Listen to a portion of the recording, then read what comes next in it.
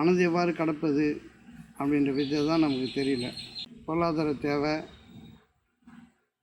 இன்னும் உடம்பு ஆரோக்கியம், வீடு வாசல், இதெல்லாம் குழப்பமாக இருக்குது. இதை தாண்டது ரொம்ப கடினமாகவும் இருக்குது.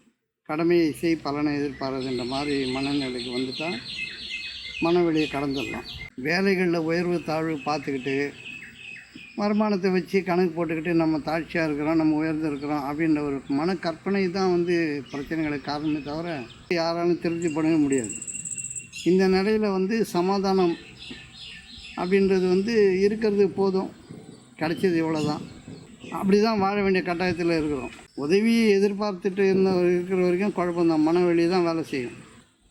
சாப்பாடு ஆக்கி வைக்கிற மனைவி சாப்பாடு நல்லா இருக்குன்னு சொல்லக்கூட கணவனுக்கு வாய் வரதில்லை. ஏன்னா நிறைய எதிர்பார்ப்புகள் மனைவிக்கிட்ட எதிர்பார்த்து ஏமாந்துற மாதிரி அவன் கற்பனையில் இருப்பான். ஆன்மீகம் கேட்குறீங்க, அது கேட்குறீங்க, கிளாஸ் கேட்குறீங்க, வகுப்பு கேட்குறீங்க, எது கேட்டாலும் குடும்பத்துக்குள்ளே போனவொடனே நீங்கள் கொலாப்ஸ் ஆகிடுவீங்க. எல்லா ஒழுக்கமும் நன்றி உணர்வுலேருந்து வருது. நமக்கு நன்றியே கிடையாது. கிடைச்சதை குறை சொல்கிறதும் குற்றம் சொல்கிறதும், இது இருந்தால் நல்லாயிருக்கும், அது இருந்தால் நல்லாயிருக்கும் அப்படின்னு நினைக்கிறோம். எது இருந்தாலும் நமக்கு நல்லா இருக்காது.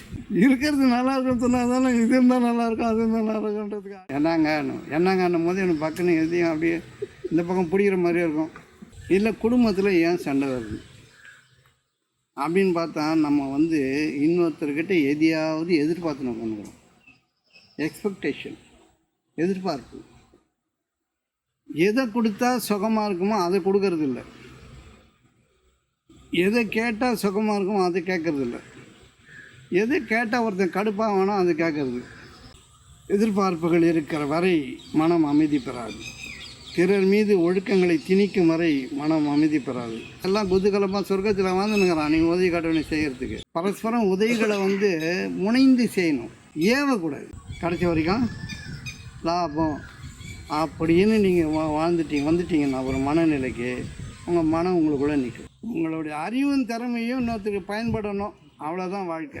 விட்டு கொடுத்தலும் சகித்தலும் பொறுத்தலும் அன்பாய் இணைதலும் கிடைத்த வரைக்கும் புகழ்தலும் பாராட்டுதலும் பெருமிதம் கொள்ளுதலும் இறைவனுக்கு நன்றி செலுத்துதலும் கிராட்டிடியூட், ஒழுக்கமாக இருத்தல், யாரையும் நோகடிக்கக்கூடாது, யாரையும் மனங்கசிந்து பேசக்கூடாது. உலகம் அழகானது, உலகம் கிடைத்தது சுகமானது, இருப்பது இன்பமானது, கடவுள் நல்லவர் அப்படின்னு நீங்கள் சொன்னீங்கன்னா நம்ம வாழ்க்கை அழகாயிடும். ஆற்றல் மிக்கவனாக வலிமை மிக்கவனாக ஆனால் குழந்தைய போல இருக்கும். இவன் பேர் தான் ஞானின்ட்டு உபநிஷத்தில் சொல்லுது.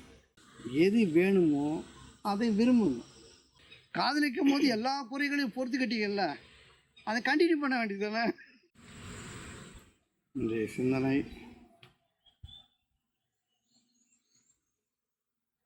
விருப்பங்களில் வாழுதல் எவ்வாறு.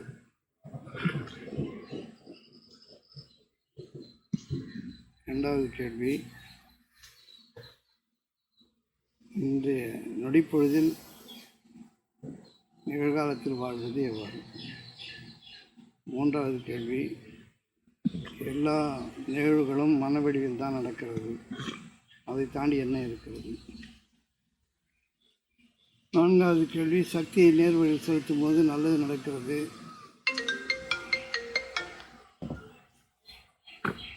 தீ வழியில் செலுத்தும் போது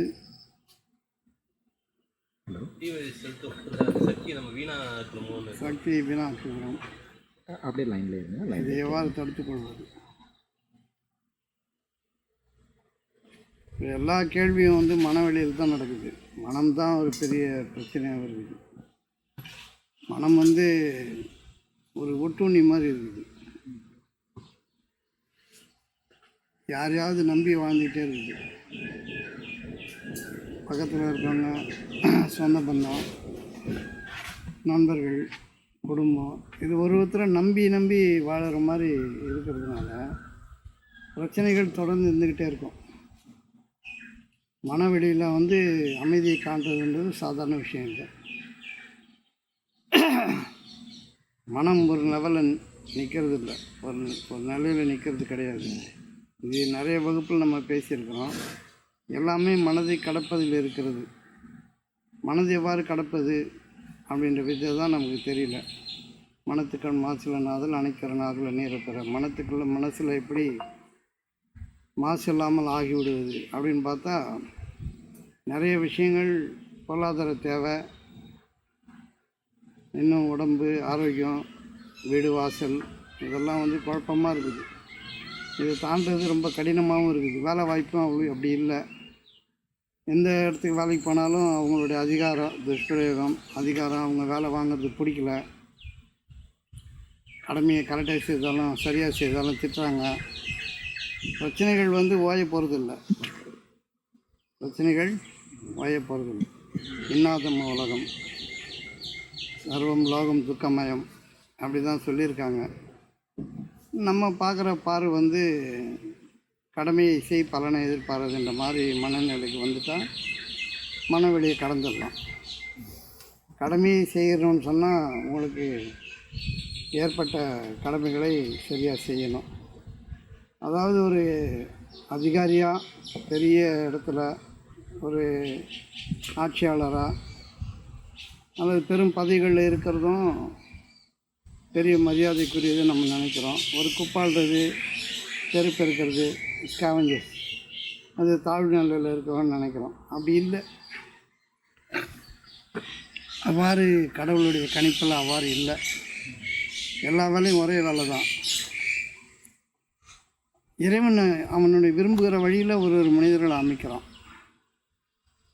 அவன் எதில் விரும்புகிறானோ அதில் செலுத்துகிறான். உலகம் நடப்பதற்காக ஒருத்தருக்கும் ஒரு திறமை, ஒருவருக்கு அறிவு, ஒரு கற்பனை எல்லாத்தையும் கொடுக்குறான். அதில் அவங்க தேர்ச்சி பெறாங்க. உலக கல்வியை படிக்கிறாங்க, உலக கல்வியை படிக்காமல் விட்டுறாங்க.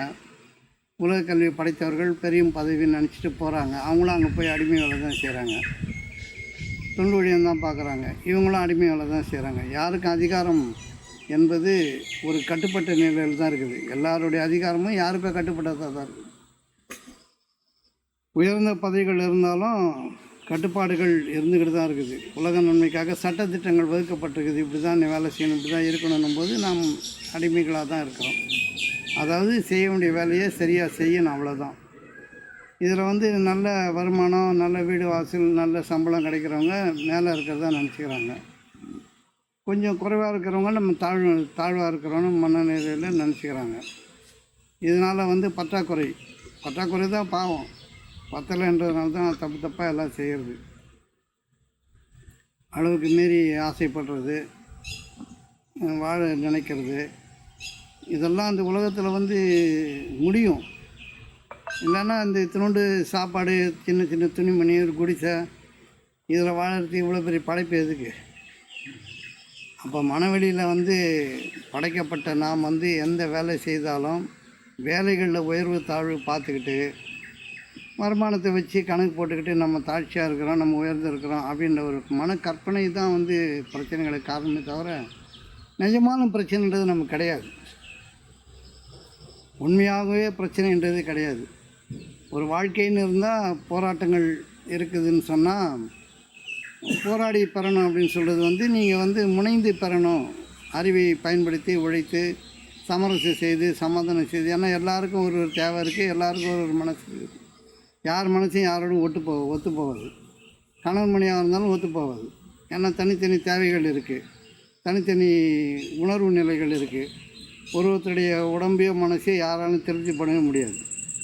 இந்த நிலையில் வந்து சமாதானம் அப்படின்றது வந்து இருக்கிறது போதும், கிடைச்சது இவ்வளோ தான்.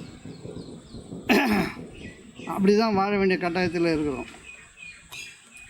ஆனால் ஒருத்தரும் தனித்தனியாக வாழணும் அப்படின்னு முடிவு பண்ணோம்னா கூட்டாக வாழும் பொழுது ஒருத்தர்கிட்டேருந்து எதிர்பார்க்காம கிடைச்ச வரைக்கும் பயன்படுத்திக்கிட்டு கிடைக்காததை குறை சொல்லாமல் இருக்கணும்.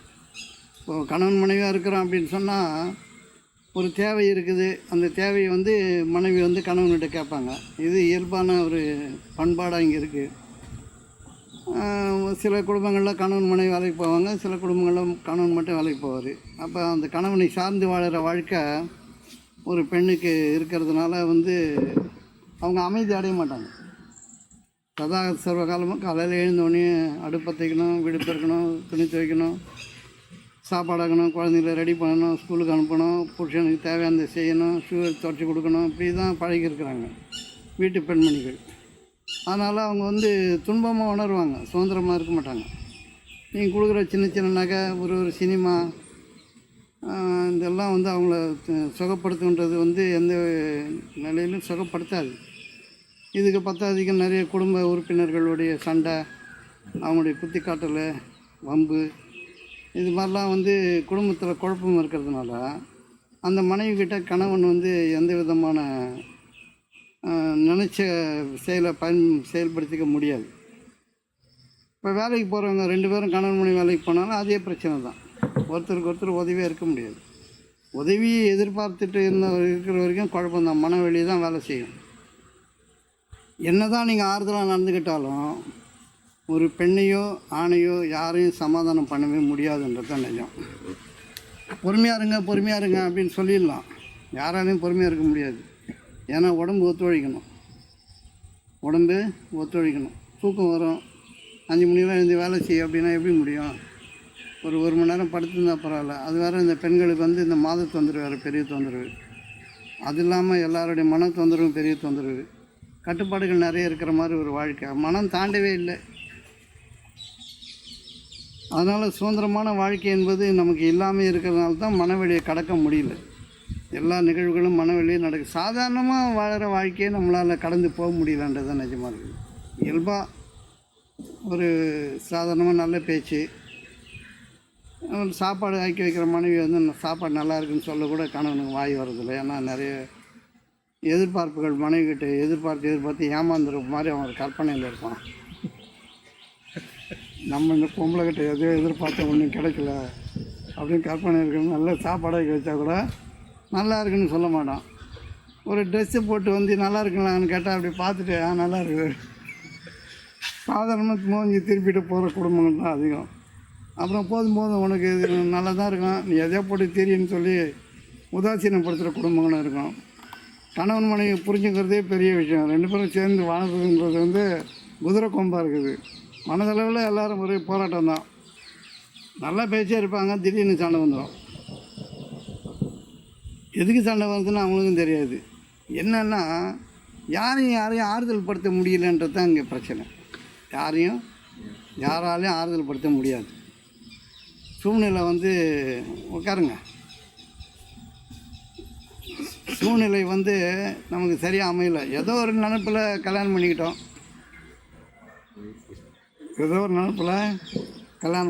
இந்த பொண்ணை பெற்றவங்க எப்படியாவது நெருப்பை வயிற்றில் கட்டியிருக்கிறேன், கடலை வயிற்றில் கட்டியிருக்கேன் அப்படின்னு சொல்லி அதை தள்ளி விட்டால் போதுன்னு நெட்ட காசு பணத்தை கொடுத்து ஏற்றி விட்றாங்க வண்டியில்.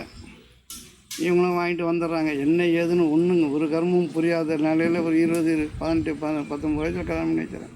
ஒன்றும் புரியாது. அது அப்போ தான் சொப்பு வச்சுட்டு விளையாட்டிட்டு வெளியே வந்திருக்கோம்.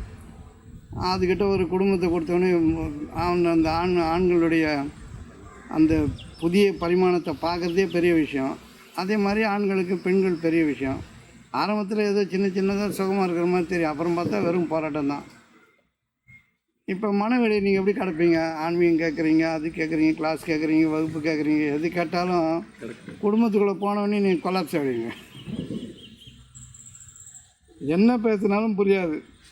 தமிழில் தான் பேசிப்பாங்க, ஆனால் அவங்க பேச 2 பேரும் புரியாது. என்ன பேசுகிறீங்க? எனக்கு தமிழில் தானே பேசுகிறோம், என்ன பேசுகிறேன்னு தெரியாது.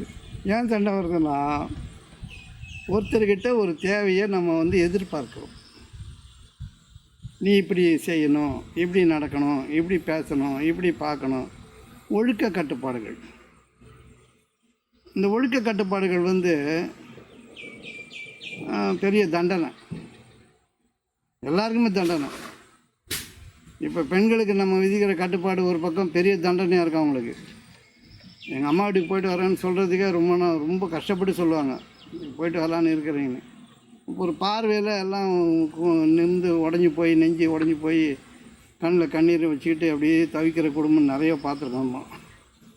அதாவது நன்றி உணர்வுன்றது யாருக்கும் தெரியாது, ஏன்னா அனுபவிக்கவே இல்லை வாழ்க்கையை. Gratitude is the mother of all the வெர்ச்சியூன்னு ஒரு வார்த்தை இருக்குது. அதாவது எல்லா ஒழுக்கங்களுக்கும் நன்றி உணர்வு தான் மதர், தாய் அப்படின்றாங்க. எல்லா ஒழுக்கமும் நன்றி உணர்வுலேருந்து வருது. நமக்கு நன்றியே கிடையாது. கிடைச்சதை குறை சொல்கிறதும் குற்றம் சொல்கிறதும், நீ சரியில்லை நான் சரியில்லைன்னு பேசிக்கிறதும், ஏமாந்துட்டேன்றதும், உன்னை நம்பி வந்து நடுத்தரில் நிற்கிறேன்றதும், ஏன் நீ செய்யக்கூடாதா நான் செய்யக்கூடாதுன்றதும், நான் மட்டும் தான் பார்க்கணுமா, எல்லாருக்கும் இருக்குது. பெரும்பாலான குடும்பங்கள் வந்து இப்படி இருக்கிறதுனால எதை கேட்டாலும் இந்த மனவெளியை தாண்டுறதுன்றது பெரிய கஷ்டமான ஒரு விஷயம். சாதாரணமாக தாண்ட முடியாது. ஏன்னா இவ்வளோ பெரிய வானம், இவ்வளோ பெரிய பூமி எல்லாமே நமக்கு படைக்கப்பட்டிருக்கிறது சிறந்த வாழ்க்கை வாழ்வதற்காக. சிறந்த வாழ்க்கை வாழ்வதற்காக. இன்றியமையா சிறப்பினும் ஆயினும் குண்ட ஒருப விடல்னு ஒரு குறள் இருக்குது. நம்முடைய ஒழுக்கத்தில், நம்முடைய எண்ணத்தில் கெட்டது வந்துடும், நம்ம தப்பாக ஆகிடுவோம் அப்படின்னு சொன்னால், இது இல்லாமல் வாழ முடியாதுன்னு ஒரு இருக்கும்ல, வீடு இல்லாமல் இருக்க முடியாது, கார் இல்லாமல் இருக்க முடியாதுன்ற ஒரு எண்ணம் இருக்குல்ல. இன்றியமையா சிறப்பினும் ஆயினும் அது ரொம்ப முக்கியம். வீடு வாசல்ன்றது அது வந்து நம்ம ரொம்ப கஷ்டப்பட்டு இப்போ இல்லாமல் வாழ முடியாதுன்னு அப்படின்னு நம்ம நினச்சிட்டு தான் லோன் வாங்கிக்கிறோம். இந்த லோனில் படுற பாடு பெரும்பாடு. அது அப்பயே வள்ளுவருக்கு தெரியும் போல. குன்ற ஒரு ரூபாய் கடல். நம்ம வாழ்க்கை குன்றி போயிடும், நடத்த பசியிடம், மனம் கட்டி போயிடும்னா அது வாங்கக்கூடாது. இன்றியமையாதது கூட அது என்ன சிறப்பை தந்தாலும் சரி, அது ஆராய்ஞ்சி தெளிஞ்சு முடிஞ்சால் தான் வாங்கணும். ஆனால் நம்ம அப்படி வாங்கிறது இல்லையே. எதையாவது ஒரு கற்பனையில் எதாவது ஒன்று செய்துடுறோம், செய்துட்டு மாட்டிக்கிறோம். அதான் ஒரு கிராமத்தில் ஒரு பழமொழி சொல்லுவாங்களே, வட்டிக்கு வாங்கி அட்டிக்கை பண்ணுவானோ, அட்டிக்கை விற்று வட்டி கட்டுவானோ, இப்படி ஒன்று சொல்லுவாங்க. இப்படி தான் பெரும்பாலும் நம்ம இருக்கிறோம். ஏன்னா நம்முடைய ஆசைகள் வந்து நம்ம என்ன நினைக்கிறோம், இது இருந்தால் நல்லாயிருக்கும், அது இருந்தால் நல்லாயிருக்கும் அப்படின்னு நினைக்கிறோம். எது இருந்தாலும் நமக்கு நல்லா இருக்காது. எது இருந்தாலும் நமக்கு நல்லா இருக்காது. ஏன் நல்லா இருக்காது? அது ஒன்று அடுத்தது தெரியும்.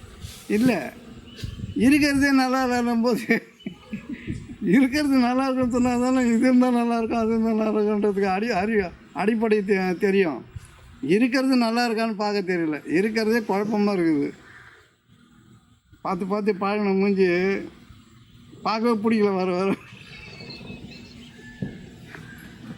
பார்த்து பழகிடுச்சுல்ல, என்ன இருக்க போது அங்கே கண்ணங்கரையில் அந்த ஆள் மூஞ்சி முகர கட்டி வச்சுட்டு இந்த பக்கம் அந்த பக்கம் பார்த்துக்கிட்டு எட்டி பார்த்துக்கிட்டு கூப்பிட்டு ஆன்றது பூன்றது சரியாக பதில் சொல்லலை. இது ஒரு வாழ்க்கைன்னு இந்த பக்கம்.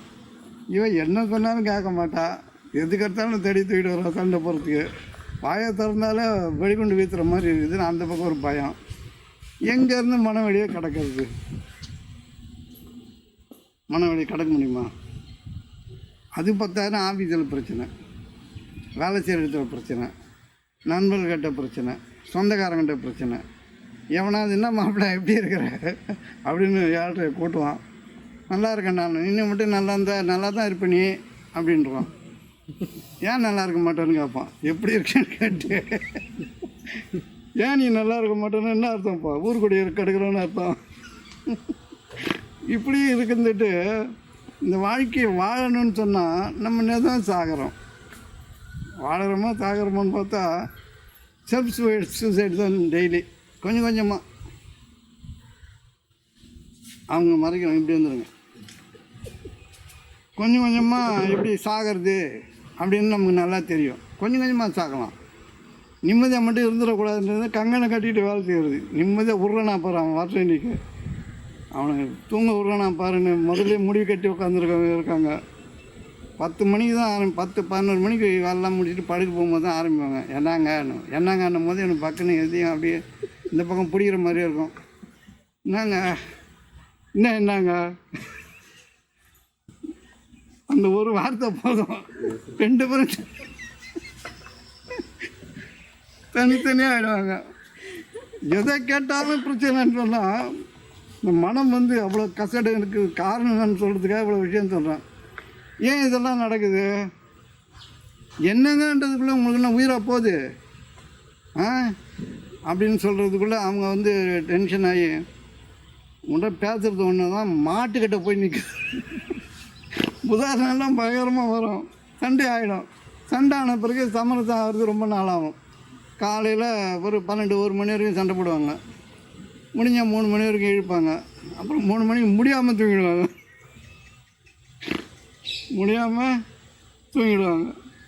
தூங்கின பிறகு இவனுக்கு என்ன தான் பிரச்சனை நீங்கள் பாருங்களேன், ஒரு பிரச்சனையும் இருக்காது.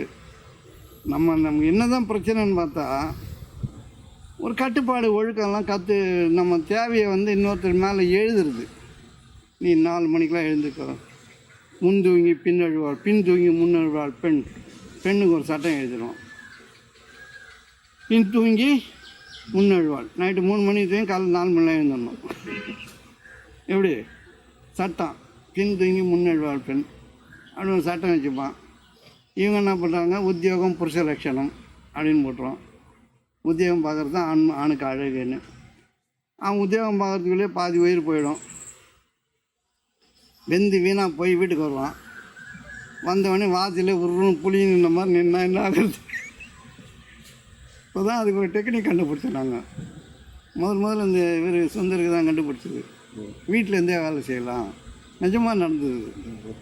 நீங்கள் கேளுங்க, ஆஃபீஸ் வரமாட்டேன், வீட்டிலேருந்தே வேலை செய்யலாம்னு சொல்லுங்கண்ணா. நான் தான் சொன்னேன், இல்லை தரமாட்டாங்கன்னாரு. சும்மா நீ கேளுங்க, நீங்கள் தருவாங்கண்ணா. கேட்டார். கேட்டிங்களா? கொரோனாவுக்கு முன்னாடி வீட்டிலேருந்தே வேலை செய்யலாம், ஏன் ஆஃபீஸ் ஓடணும், எதுக்கு ஓடணும், கம்ப்யூட்டர் முன்னாடி வேலை செய்ய போகிறோம். பொட்டி டப்பா கொடுத்துட்டான், டப்பாவில் தான் மேட்ரு, ஆள் மூஞ்சி கூட பார்க்க முடியாது. இதுக்கு ஆஃபீஸுன்னு அதுக்கு ஒரு கேடு. வீட்டிலே இரு, இங்கேருந்து அங்கே போகுது, அங்கேருந்து இங்கே போகுது, சேட்டலைட்டு தான் எல்லாத்தையும் எடுத்து போய் சொல்லிட்டு வந்துடுதுல்ல, ஆஃபீஸ் என்னது, வீட்டிலே இருங்க அப்படின்னு. சரி, 1 வருஷம் பர்மிஷன் கொடுத்துட்டாங்க, வீட்டிலேருந்து வேலை செய்யுது. யான் பெற்ற இன்பம் பெருகைய வாயகானார் இவர். கூப்பிடு கொரோனாவை, எவனையும் வெளியே போகக்கூடாது. ஒரு பயம் நவரில், வீட்டிலே வேலை. இப்போ பெரும்பாலும் 90% வீட்டிலே வேலை. முன்ன ஆஃபீஸை காமிச்சு, ஆளை காமிச்சு, சேரை காமிச்செல்லாம் ஆர்டர் வாங்கிட்டு இருந்தானுங்க. இப்போ எதுவுமே காமிக்காமல் ஆள் பலத்தை மட்டும் காமிச்சு ஆர்டர் வாங்குறானுங்க. இப்போ வீட்டிலே வேலை. இது வந்த பிறகும் இந்த ஆள் ஆஃபீஸ் போனப்போ நல்லா இருந்தது. இப்போ இங்கேருந்து மொத்த உயிரையும் நம்ம எடுக்கிறான் பயமா. எந்த நேரம் பார்த்தாலும் இந்த டப்பா முன்னாடியே உட்காந்து என்ன ஆக போதோ அப்படின்னு சொல்லிட்டு ஒரே புலம்பல் ஆகி போகுது. எப்படி நீங்கள் மன வெளியே கிடக்கிறது? வேலைக்கு போனாலும் துன்பம், வீட்டில் இருந்தாலும் துன்பம், யாரையும் பிடிக்க மாட்டேங்குது. எதை நம்பி சேர்ந்தோமோ அது என்னத்துக்குன்னு தெரியல நமக்கு. ஏன்னு கேட்டால் இதுக்கெல்லாம் ஒரு ஒட்டுமொத்தமான பிரச்சனை. பொண்டாட்டி புருஷனுக்கு ஏன் சண்டை வருது, இல்லை குடும்பத்தில் ஏன் சண்டை வருது அப்படின்னு பார்த்தா, நம்ம வந்து இன்னொருத்தர்கிட்ட எதையாவது எதிர்பார்த்து பண்ணுறோம். எக்ஸ்பெக்டேஷன், எதிர்பார்ப்பு. எதை கொடுத்தா சுகமாக இருக்குமோ அதை கொடுக்கறது இல்லை, எதை கேட்டால் சுகமாக இருக்குமோ அதை கேட்கறது இல்லை, எதை கேட்டால் ஒருத்தன் கடுப்பாக வேணும் அதை கேட்கறது, எதை கொடுத்தா ஒருத்தர் சுகமான அது கொடுக்கறதில்ல. இதை கொடுத்தா இதை கொடுக்கலாம், உடனே இருந்தாலும் எதனா இந்த பொம்பளை எதனா ஆகிடும், இது கொடுத்துடலாம் அப்படின்னு திட்டம் போட்டு கொடுக்குற குடும்பம்லாம் இருக்குது. யாரையும் நிம்மதியை விடக்கூடாதுன்றதில் ரொம்ப வக்கிரமாக இருக்கிறாங்க. கோபம், ஏன்னா யார் மனசுக்கு பிடிக்கிற மாதிரி யாரையும் நடக்க முடியாதுன்ற உண்மை யாருக்குமே தெரிய மாட்டேங்குது. யார் மனசுக்கு பிடிக்கிற மாதிரி யாராலையும் நடக்க முடியாது. குரு சிஷ்யனாலே நடக்க முடியாது. ஒரு குரு இருக்கார், ஒரு சிஷ்யன் இருக்கானா, குரு மனநிலைக்கு ஏற்ற மாதிரி ஒரு சிஷ்யனால் நடக்க முடியாது. அவன் வந்து இன்னும் குரு ஆகலைல்ல, அப்போ வந்து இந்த மனவெளியை கடக்கிறதே முடியாது. இதில் வேறு குத்தி காட்டுற பேச்சு எத்தனை பேச்சு தெரியுமா? உங்கள் அம்மா இப்படி, எங்கள் அப்பா இப்படி, உங்கள் ஆயா இப்படி, உங்கள் தாத்தா இப்படி, உங்கள் குடும்பம் இப்படி, உங்கள் அண்ணன் இப்படி, உங்கள் தம்பி இப்படி, அங்கே போ இங்கே போ அதில் போ இதில். சும்மா அதை தின்னுட்டு வாந்தி எடுத்தால் எப்படி இருக்கும்? அதை விட கேவலமாக இருக்கும் இந்த பேச்சு. ஏதாவது ஒரு அறிவு இருந்தால் அதை பேசுவாங்களா? எதுக்கு பேசுகிறேன்னு நமக்கு தெரியுமா? சொல்லுங்க பார்க்கலாம், யாராவது சொல்லுங்கள். நீங்கள் எதுக்கு சண்டை போடுறீங்கன்னு சொல்லுங்கள். எதுக்கு சண்டை போடுறீங்க? என்னங்க அப்படின்னா அப்படின்னும் போது சண்டை வந்துடுது. என்னங்க எருமாடு மாதிரி கேட்குறீங்கன்னு கேட்குறாங்க இல்லை. என்னங்கன்னு கூப்பிட்டா என்ன அப்படின்னு சொல்லி சவுண்டு வந்துட்டால் போதும். நான் மாட்டுக்கு குரல் கொடுக்குற மாதிரி கொடுக்குறேன்னு உடனே ஆரம்பிச்சிடறாங்க. ஏன்னா எல்லாம் இருக்கும், அன்பு, லவ் மிஸ். அன்புன்னா வேறு, லவ் இந்த ஈர்ப்பு போயிடுச்சு. என்ன போயிடுச்சு? ஈர்ப்பு. ஏதோ ஒரு கடமைக்கு இழுத்துன்னு தெரியுது. 2 பிள்ளைக்குட்டி பெற்றவொடனே அதை ஸ்கூலில் சேர்க்கணும். அவனுங்க இருக்கிற இது வந்து 50,000 கொடு, 1,00,000 கொடுன்னு வெட்டி வெட்டி வீசுகிறானுங்க. அதை கட்ட முடியறது. அதுக்கு வேறு பெருமைக்கு எல்லாத்தையும் சேர்த்து விட்டுட்டு அப்புறம் எருமை கூட லாய்க்கு இல்லாமல் நம்ம சுற்றின்னு இருக்க வேண்டியது தான். இப்படி வந்து இருக்கிறதுக்கு காரணம் என்னென்னா, ஒருத்தருக்கு ஒருத்தர் எதிர்பார்க்கறது அதிகம், விட்டு கொடுக்கறது இல்லை. இவ்வளோ தான் முடியும்னா அவ்வளோதான். எத்தனை வருஷம் கழிச்சு தெரிஞ்சுக்கிறது? கல்யாணம் ஆகி ஒரு 10 வருஷம் எதிர்பார்க்கலாம், 16 வருஷம் ஒன்றுமே இல்லை, சொன்னாலும் நடக்காதுன்னா அவள் தான் முடியாது போல அப்படின்னு விட்டுற வேண்டிய, அடுத்த வேலையை பார்க்க வேண்டியது தானே. 90 வயசு வரைக்கும் சண்டையாக போட்டுன்னு இருந்தால் எப்படி அது? அப்படி முடியாது தானே. அப்போ மனவழி எப்படி கிடக்கிறது? எதிர்பார்ப்புகள் இருக்கிற வரை மனம் அமைதி பெறாது. பிறர் மீது ஒழுக்கங்களை திணிக்கும் வரை மனம் அமைதி பெறாது. சுய ஒழுக்கத்தை பேணாத வரை மனம் அமைதி பெறாது. சுய ஒழுக்க கட்டுப்பாடு நீங்களாக கட்டுப்படணும். நன்றி உணர்வு இருக்கிறவன் ஒழுக்கமாக இருப்பான். நன்றி உணர்வு இல்லாதவன் அறிவோடு நடந்துப்பான். ஆனால் ஒழுக்கம் இருக்காது. அறிவோடு நடந்துவான், எல்லாத்தையும் தெளிவாக செய்வான், தீர்க்கமாக செய்வான். பார்க்குறவங்களுக்கு ரொம்ப சிறப்பாக இருக்கிற மாதிரி தெரியும். சுய ஒழுக்கம் மட்டும் இருக்காது. சுய ஒழுக்கம் இருக்கிறவங்க செய்கிறதெல்லாம் சிறப்பாக இருக்கும். சுய ஒழுக்கம் இல்லாதவன் திட்டம் போட்டு சரியாக செய்யணும். சுய ஒழுக்கம் இருக்கிறவங்க எதை செய்தாலும் சிறப்பாக இருக்கும். சாதாரணமாக ஒரு மண்ணை பிடிச்சி வச்சாலும் அதுக்கு சரியான பாதையில் அமைஞ்சிடும். சுய ஒழுக்கம் என்பது ஒழுக்கம் உயிரினும் ஓம்பப்படும் சொன்னார். இந்த ஒழுக்கம் வந்து நம்ம எல்லாருக்கும் கற்றுக் கொடுக்குறோம். இப்படி இரு, அப்படி இரு, அப்படிலாம் இருக்க முடியாது. உனக்காக எதுக்காக இருக்கணும்? உனக்காக நான் எதுக்கு ஒழுக்கமாக இருக்கணும் கேட்குறாங்கள. காலைல சீக்கிரம் எழுந்திருப்பாங்க, வாசல் நிற்காத, போ உள்ள. ஏன் போகணும்? எதுக்கு போகணும்? அந்த எதிர் வீட்டுக்காரன் சரியே இல்லை, அப்போ வீட்டை மாற்றுன்னு கேட்டால் என்ன சொல்கிறது? அந்தாலும் சரியில்லை, நம்ம வீட்டை தானே காலி பண்ண போனோம். என்ன வந்து வாசல் நிற்காதுன்னு சொன்னால் எப்படி அதுன்னு கேட்டால் என்ன பதில் சொல்கிறது? அதே மாதிரி ஆண்கள் வந்து என்னென்னா, உங்களுக்கு என்ன அங்கே வேலை, வாழ்க்கையில் என்ன வேலை, உங்களுக்கு புழக்கடையில் என்ன வேலை அப்படின்னு கேட்குறது. நம்பிக்கை இல்லை. ஒருத்தருடைய ஒழுக்கத்தின் மீது இன்னொருத்தருக்கு சந்தேகம் இருக்குது. விட்டா ஓடி போயிடுவாங்க, விட்டா செய்ய மாட்டாங்க. நிறைய பிரச்சனைகள் இருக்க தானே செய்யுது. இந்த உலகத்தையும் போட்டு நல்லா கடாயில் பருப்பு கடையிற மாதிரி கடைஞ்சிட்டு பருப்பு சட்டியில், அப்புறமா குடும்பம் வந்து மன அமைதியாக இல்லை, அப்படி இல்லைன்னு நீங்கள் அத்தனை கோயிலுக்கு போனாலும் குளத்துக்கு போனாலும் எங்கே போனாலும் அந்த மன அமைதி பெற போகிறது. இப்போ மனவெளி கடத்தல் எவ்வாறு? மனவெளியை மனம் எப்படி இருக்குது? புயலாக இருக்குது, நெருப்பாக இருக்குது. நெருப்பு எல்லார் நெஞ்சில் எரிஞ்சுனே இருக்குது. வெறுப்பு எல்லார்கிட்டையும் இருக்குது. சாதாரணமாக தான் ரொம்ப நாடகமாக தான் நடிக்கிறோம். ஒன்று சொன்னால் போதும், ஒரு சின்ன மாறுதல் நல்லா பேசியிருக்கவங்கள ஒரே ஒன்று சொன்னால் போதும், தீயா பற்றி எரிஞ்சிடும் நெஞ்சு. நாங்கள் நீங்கள் இப்படி பண்ணுறீங்க, பரவாயில்ல, நீங்கள் சரியில்லைங்கன்னு சும்மா சொல்லிட்டா போதும், நெஞ்சு பற்றிக்கும். இல்லை சரியாக வேலை செஞ்சு பாராட்டுதல் இல்லை அப்படின்னால தீ பற்றிக்கும். நெருப்பு பற்றி எரிஞ்சு நெருங்கு. இதுக்குள்ளே வந்து எல்லோரும் நம்ம ஆன்மீகம்ன்ற போர்வையில் நிறைய பயிற்சி கொடுக்குறாங்க. அதில் வேறு போய் சேர்ந்து பணம் போயிடுது. அந்த பக்கம் இந்த பக்கம் பணத்தை விட்டுட்டு அந்த பக்கம் அவன் சொல்லிக் கொடுக்குறான், வாழ்க்கையை சொல்லிக் கொடுக்குறான்றான். வாழ்க்கை சொல்லிக் கொடுக்குறதே பெருசாக இருக்குது. வாழ்க்கையை பூச்சா எங்கன்னு சொல்லிக் கொடுக்குறது. இப்படி இருங்க, அப்படி இருங்க, காலையில் எழுதுங்க, தலைக்கு தான் நில்லுங்க, முட்டியை போடுங்க, ஜட்டியை போடுங்கன்னு சொல்லி ஏதாவது போட சொல்லி உங்களை குழப்பி விட்டுறானுங்க. இது பக்கம் போகிற கும்பல் பெரிய கும்பல். ஏதோ ஒரு அமைதியை தேடி போகணும். ஏன் அமைதியை தேடி போகணும்? அமைதியாக இருக்குது தானே குடும்பமானது. ஒருத்தர் புரிஞ்சுக்கிறதுக்கு தானே. அமைதியை தேடி எதுக்கு ஓடுறீங்க? எங்கே போனாலும் அமைதி இருக்குமா? உலகம் கலைப்புறமாக இருக்குது. எங்கே போனாலும் சண்டை இருக்குது. மடத்துலேயும் சண்டை இருக்குது, சட்டசபையில் சண்டை இருக்குது, பார்லிமெண்ட்டில் சண்டை இருக்குது. ட்ரம்ப் உள்ள வந்து பார்லிமெண்ட்லேயே அடிச்சிட்டாருன்னாங்க. எல்லாம் பண்ணின்னு தான் இருக்காங்க. சண்டையை சச்சரமாக தான் இருக்குது. இதில் எங்கே நிம்மதியை தேடி ஓடுறது? அப்போ என்ன செய்யணும்? நம்ம என்ன செஞ்சால் இந்த வாழ்க்கை ருசியாக இருக்கும்? என்ன செஞ்சால் மனவெளியை கடக்க முடியும்? இது மட்டும்தான் படிக்கணும். எத்தனை ஆன்மீக வகுப்புகள் நம்ம கேட்ட பொழுதிலும் நீங்கள் எதையாவது கற்றுக்கணும் அப்படின்னு நினச்சிங்கன்னா அது தப்பு.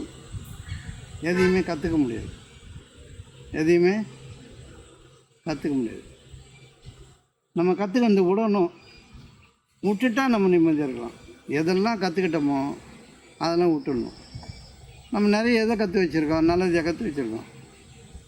பொய்யும் புரட்டும் பித்தலாட்டமும் எகத்தாளமும் கேலியும் கிண்டலும் வம்பு வழக்கம் சண்டையும் சச்சரவும் குத்தி காட்டுறதும் இட்டு கட்டி பேசுறது இதெல்லாம் கற்று வச்சுருக்கோம்.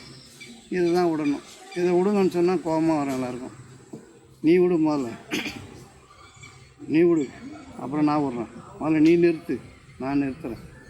இது பெரிய பிரச்சனையாக இருக்கும்போது எண்ணங்கள் தாறுமாறாக பாயும். எண்ணங்கள் தாறுமாறாக பாயதுனால எதை விரும்பணுன்றது நமக்கு தெரியாது. இப்போ இவர் கேட்டார், விருப்பங்களில் வாழ்க்கை எவ்வாறு அமையணும். விரும்புகிறதே சுயமாக விரும்புறதில்லை. எனக்கு என்ன தேவைன்னு விரும்புறதில்ல, இவங்ககிட்டேருந்து எனக்கு என்ன தேவை அப்படின்னு தான் விரும்புகிறோம். இன்னொருத்தர்கிட்டேருந்து நமக்கு என்ன தேவைன்னு விரும்புகிறோமே தவிர எனக்கு என்ன தேவைன்னு விரும்புறது தெரியல யாருக்கும். எனக்கு என்ன தேவைன்னு யாருக்காவது விரும்பி இருக்கமா? நீங்கள் கொஞ்சம் உதவி செய்யுங்க, நீங்கள் கொஞ்சம் ஹெல்ப் பண்ணுங்க. சகாயம் தேர்றது, சகாயம் சூரனுக்கு அசகாய சூரன்னு பேர். அசகாய சூரன்னா என்னது? அசகாய சூரன் கேள்விப்பட்டுக்கிறீங்களா? அசகாய சூரன் பாவன்னு சொல்லுவாங்கள்ல, கேள்விப்பட்டுக்கல? நீங்கள் பட்டுக்கிறீங்க. அசகாயம்னா சகாயம் இல்லாதவன் அர்த்தம், சகாயம் கேட்காதவன் அர்த்தம். அவன் தான் சூரன்.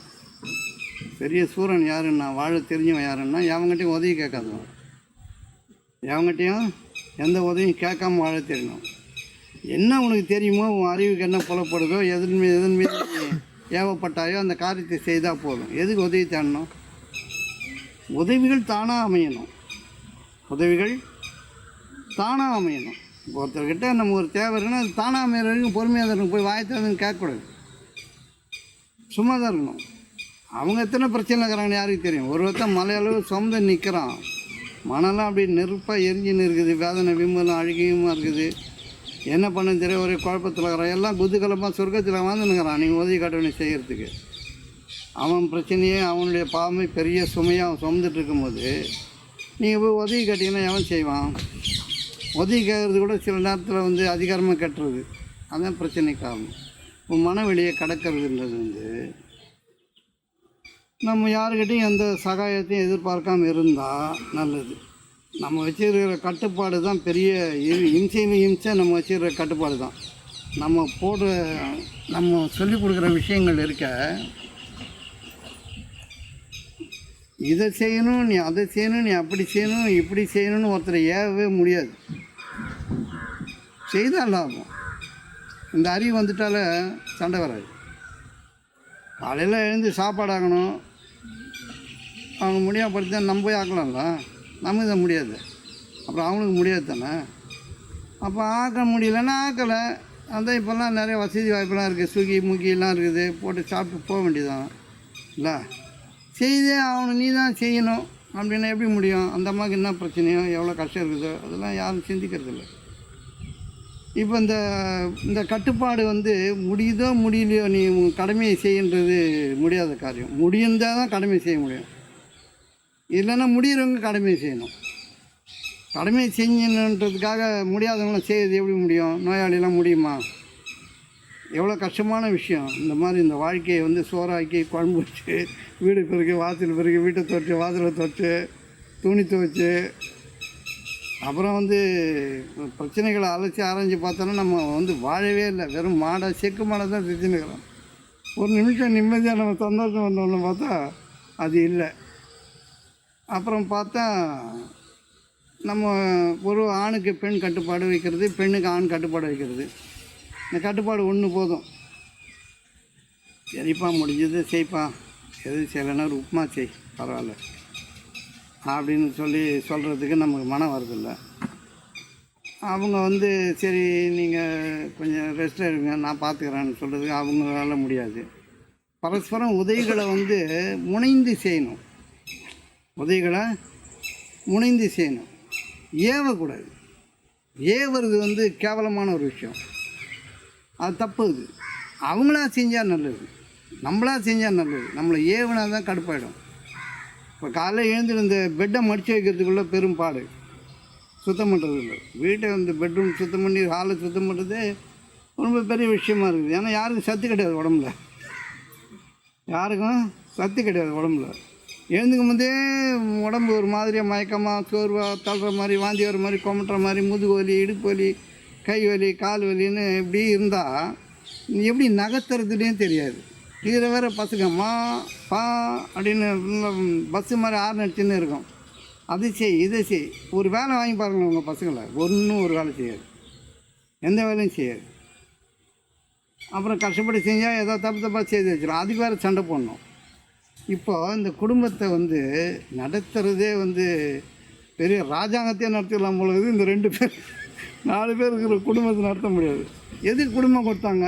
குடும்பம் எது கொடுத்தது?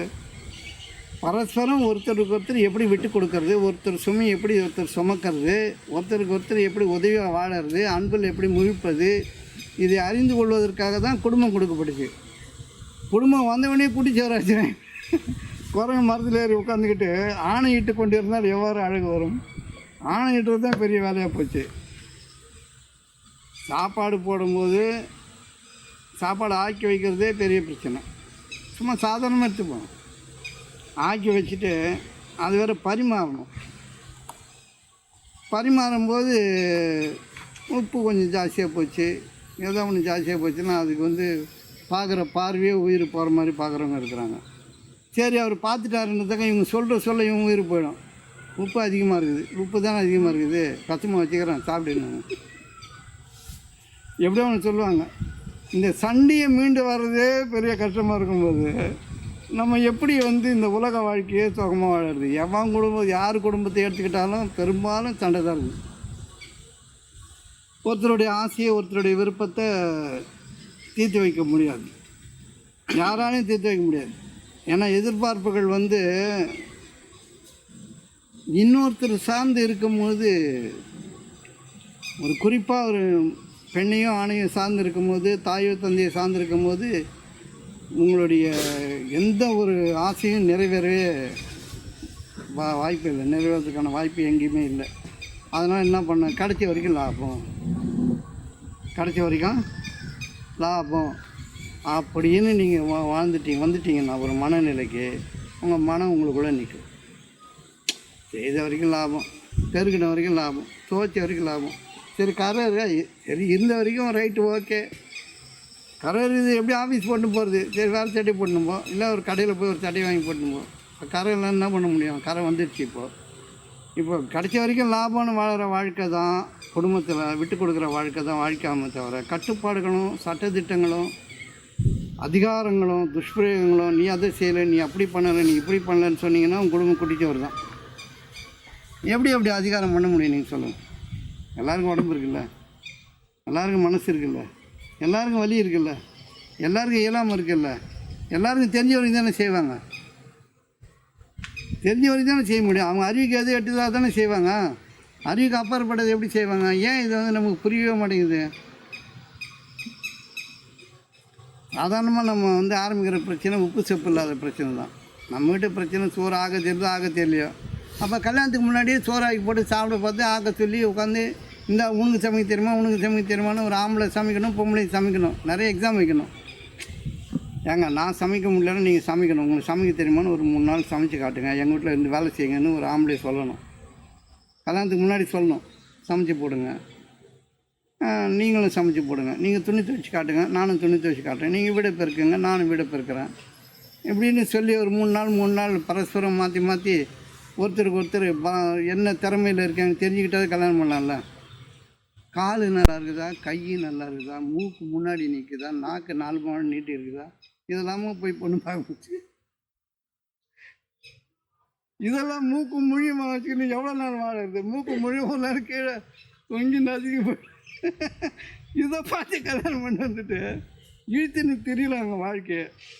நீங்கள் மனவெளியை கடக்க முடியலன்னு சொல்கிறதுக்காக சொல்கிறேன், எப்படியும் கடக்க முடியாது. உங்களுடைய அறிவும் திறமையும் இன்னொருத்தருக்கு பயன்படணும், அவ்வளோதான் வாழ்க்கை. அறிவும் திறமையும் ஒருத்தருக்கு பயன்படணும். அவங்களால என்ன இயலுமோ அவ்வளோதான் உங்களுக்கு. நீங்கள் அவ்வளோ பெரிய அப்பாட்டக்காரன் இருந்தால் உங்களுக்கு எல்லாம் தானாக நடக்கணுமே. உன் தகுதிக்கு அவ்வளோதான். வேகாத சோறு தான், அரை பதம் தான், உப்பு இல்லாத சாம்பார் தான். இந்த இப்போ பணம்னா வானத்தை ஏணி வச்சு ஏறிப்பார், பூமியில் சுரக்கம் தோண்டி நுழைஞ்சிப்பார், ஆத்திரம் தீர்தான்னு பார்த்துக்கலாம். எதுவும் முடியாது. கடைசி வரைக்கும் லாபம் வாழ்ந்தால் தான் வாழ்க்கை.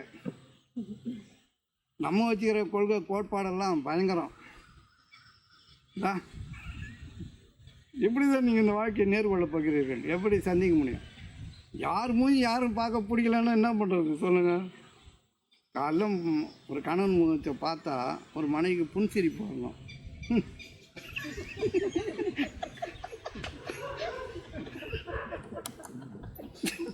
இப்படி ஒரு முணுமுணுப்பு இருந்துச்சுன்னா எப்படி வரும்? மனைவியை பார்த்தவன் வந்து காலையில் எழுந்தவொடனே ஆற தழி ஒரு முத்தம் கொடுத்து எழுப்பணும் மனைவியை. அது கொஞ்ச நேரம் தூங்கி இருந்தால் டமான்னு அடிப்பான் போய் கால் மேலே. எழுந்து பண்ணி தூக்குற தூங்குறேன், குடும்பம் விளங்குமா அப்படின்னும். தூங்காமல் எதனா ஆகி போச்சுன்னா அப்போ மட்டும் விளங்குமா? இது ரொம்ப சாதாரண பிரச்சனை தானே. இதை கடக்கவே இல்லை யாரும். இதை யாருடைய தேவை யாரால் நிவர்த்தி செய்ய முடியும்? இந்த கேள்வி நீங்கள் உங்களுக்குள்ளே கேட்டுங்க. யாருடைய தேவையும் யாராலும் நிவர்த்தி செய்ய முடியவே முடியாதுன்றது.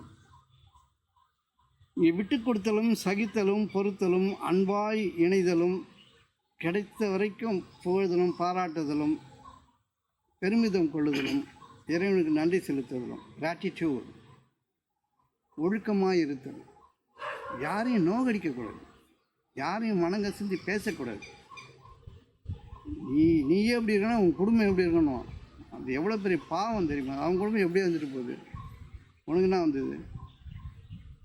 அம்மா ஒரு பைத்தியம், நீ ஒரு பைத்தியம், லைனாக எல்லோரும் பைத்தியக்காரன் கூட. இப்போ நீ பைத்தியக்காரத்துக்கு கட்டின்னு வந்து புள்ள பெற்று வச்சுக்கிற எது யார்? அது பைத்தியங்கள்லாம் பெற்று வச்சுருக்கிறேன். அப்போ எப்படி வந்து நீங்கள் வாழ முடியும்? எப்படி வாழ முடியும்? வாழறது வந்து ரொம்ப கடினம் இங்கே. அதாவது ஒரு மனிதனுக்கு நீங்கள் அடிமையாக வேலை செய்யாத வரைக்கும் உங்களால் நிம்மதியாக வாழ முடியாது. கணவனும் மனைவி ஒருத்தருக்கு ஒருத்தர் அடிமை, தொண்டு ஊழியம் பார்க்கணும். உனக்கு கால் வலிதுன்னா அமுக்கிட சொல்கிறல, அவங்களுக்கு கால் வலின்னு நீ அமுக்கி விடணும். இதுதான் நியாயமான ஒரு விஷயம். எதை நம்பி எதை கொடுத்த வரைக்கும் கிடைச்ச வரைக்கும் லாபம்னு வாழ்ந்தால் வாழ்க்கை இனிமையாக இருக்கும். இவ்வளோ தான் நமக்கு இந்த மனைவி, இவ்வளோ தான். அப்படி ரொம்ப நீங்கள் நல்லா இருந்தால் வந்து வேறு இன்னொரு பொண்ணாடி இன்னொரு பொண்ணு மேலே ஆசைப்படுறதெல்லாம் சாதாரணமாக ஆண்களுக்கு இருக்கிற ஒரு சபல புத்தி தான். கிடைக்கலன்னு என்ன பண்ண முடியும்? கிடைச்சா ரைட்டு, கிடைச்சா அங்கே போகிறதுக்குள்ளே இங்கே பாதி பேர் போயிடும். இல்லை உங்களை கொண்டுடுவாங்க, சண்டை போட்டு அதை கொண்டு போய் மாடி விட்ருவாங்க. எல்லாருக்கும் எல்லாம் நடக்க போகுது. அதை மறைக்கிறதுக்கு 1000 பொய்யை சொல்லி குப்பையும் கிளறி உளறி கொட்டி கிளறி மூடி என்ன வேணால் பண்ணின்னு இருக்கலாம். இப்போது இந்த மனவெளியை கடத்தல் கடக்க முடியுமா? கடக்க முடியுமா? முடியும். எப்போ முடியும்? ரைட் போட்ட சோர் ரைட், துவச்ச வரைக்கும் ரைட், கூட்டின வரைக்கும் ரைட், சொன்ன வரைக்கும் ரைட், வந்த வரைக்கும் ரைட், வாழ்ந்த வரைக்கும் ரைட், எல்லாம் ரைட்டு. நீ தப்பே கிடையாது. இதில் நீ தப்பே கிடையாது. இந்த மனோ இச்சை இருக்க ஒன்று மேலே ஏறினே போகும். பொம்பளைங்களுக்கு பெரும்பாலும் பொருள் மீள போயிடும். பொருள் மீள், வீடு வாசல் காரு பங்களா தோட்டம் துறவு நகை நட்டு அவங்க அம்மா அப்பா பார்க்கணும், இப்படி தான் போயிடும். இந்த ஆண்களுடைய இச்சை எப்போவுமே இன்னொரு பொம்பளை வேண்டியே இருக்கும். எப்போ பார்த்தாலும் எவ்வளோ பற்றியாக நினச்சின்னு கற்பனை பண்ணு. அது எல்லா ஆண்களும் சொல்ல, ஒரு குறிப்பிட்ட ஒரு விரல் விட்டு எண்ணக்கூடிய ஆண்களை தவிர பார்த்துக்கணும். எல்லாருக்கும் ஒரு இச்சை இருக்கும். ஏன்னா இவன் வந்த பொண்டாட்டிட்டு எதையோ ஒரு குறைய பார்த்துட்டு இருப்பான். அக்கறைக்கு வைக்கிற பற்றி தேடின. இது ஆணுடைய சாதாரணமான ஒரு இச்சை தான். இது ஒரு மனைவியால் மாற்ற முடியும். மனைவியால் மாற்ற முடியும். ஆனால் அந்த மனைவி அவன் ஒழுங்காக பார்த்துக்கிட்டான்னா தான் அது மாறும். அது மேலே 1000 புகார்கள், குற்றச்சாட்டுகள், தீமூட்டல்கள் இதெல்லாம் இருந்ததுன்னா முடியாது. அப்புறம் போய் எங்கேயாவது எக்குத்தப்பாக மாட்டிக்கின்னு அவசரப்பட்டு அசிங்கப்பட்டு நடுத்தரில் நிற்க வேண்டியது தான். அப்படி தான் பெரிய பெரிய ஆளுங்கள்லாம் மாட்டிக்கின்னு இருக்காங்க. இல்லை இப்போ லாஸ்ட்டாக ஒரு பெரிய ஆள் ஒருத்தர் மாட்டியிருக்கிறப்ப கடைசியாக யாரை வேணாலும் எங்கே வேணாலும் கொண்டு போய் தள்ளி விட்டுரும். நம்ம பழைய பாவங்கள் வேறு நிலுவையிலே இருக்கும். எப்போவுமே செய்த பாவங்கள்லாம் நிலுவையில் இருக்கும். அதுக்கு பயந்துன்னே இருக்கணும். பழைய பாவங்கள் நிலுவையில் இருக்கும். ஆரம்பத்தில் செய்திருப்போம்ல, ரத்த ஓட்டத்தில், திமிரில், வேறு பேசியிருப்போம், எகத்தாளமாக நடந்திருப்போம், கிண்டல் பண்ணியிருப்போம், கேலி பண்ணியிருப்போம், அசிங்கம் பண்ணியிருப்போம், ஆரவாரம் பண்ணியிருப்போம், ஏதாவது ஒன்று பண்ணியிருப்போம். அது நிலுவையிலே இருக்கும். அது எப்போ கண் முழிச்சு உங்கள் கழுத்தை பிடிக்குன்னு தெரியாது. அதனால் நம்ம ரொம்ப நிம்மதியாக வாழறோன்னு யாரும் கற்பனை பண்ணாதீங்க. நிம்மதியாக இருக்கிறோம், செட்டில் ஆகிட்டான் வாழ்க்கையில். செட்டில் ஆகிட்டான்னா அவன் தேங்கி போட்டான்னு அர்த்தம். தேங்கி போனால் சாக்கடை அவன். இயக்கம்தான் வாழ்க்கை. தேங்கல் வந்து மரணம், தேக்கம் என்பது மரணம். அது வந்து நான் செட்டில் ஆகிட்டேன்னு சொல்லக்கூடாது, நல்லா இருக்கேன்னு. அது எந்த நேரத்தில் எந்த பாவம் நம்ம கழுத்தை பிடிச்சி காவுன்றது தெரியாது. எல்லோரும் அவங்களுக்கும் முடிஞ்ச அளவுக்கு அரை மூட்டையோ ஒரு மூட்டையோ பாவம் ரெடியாக வச்சுருக்கிறோம். முதுகு மேலே தான் இருக்குது. அது எப்போ முதுகு முறிக்கும்லாம் தெரியாது. அது நோயாக வரும், பேயாக வரும், எப்படி வேணால் பூகம்பம் வரும். இந்த கடவுள் வேறு இஷ்டத்துக்கு அவர் பாட்டில் என்னென்ன பண்ணின்னு இருக்கிறாரு இல்லை. மலை அடிவாரத்தில் வீடை கட்ட விட்டு 400 குடும்பத்தில் வழித்து தள்ளி விட்டார் ஆற்றுலான்னு. இது அவங்க பண்ண பாவமாக கடவுள் இல்லை ஏற்பாடாக ஒன்றும் தெரிய மாட்டேங்குது. அது வேறு பக்கன்னு மனித உயிர்கள் போகும்போது மனம் ரொம்ப கசியுது. ஏன்னா அப்படி இருக்குது அப்படின்னு சொல்லிட்டு. அவன் நல்ல சோறு சாப்பிட்டானா, நல்லா தூங்கினானா, நல்ல துணி போட்டானா, நல்லா இருந்தானான்றதே புரிஞ்சிக்க முடியாத ஒன்று. ஒவ்வொரு நாளும் சோத்துக்கும் துணிமணிக்கும் படுற பாடே பெரிய பாடாக இருக்குது. இதில் வேறு நமக்கு மான மரியாதை, அது இது கௌரவம், அந்த புகழ், மதம், ஜாதி, குலம், கோத்திரம், இதெல்லாம் ஒரு பெரிய இன்னும் ஒரு மூட்டை எக்கச்சக்கமாக நம்ம வச்சுருக்கிறோம். இதிலலாம் விட்டுட்டு உங்களால் மனவெளியை கடப்பது என்பது துர்லபம். மனவெளியை கடத்தல் என்பது இயலாத காரியம். அப்போ என்ன பண்ணால் மனவெளியை கடக்கலாம்? விருப்பப்படி எப்படி வாழலாம்? எப்படி தீவை இழப்பாகாமல் இருக்கலாம்?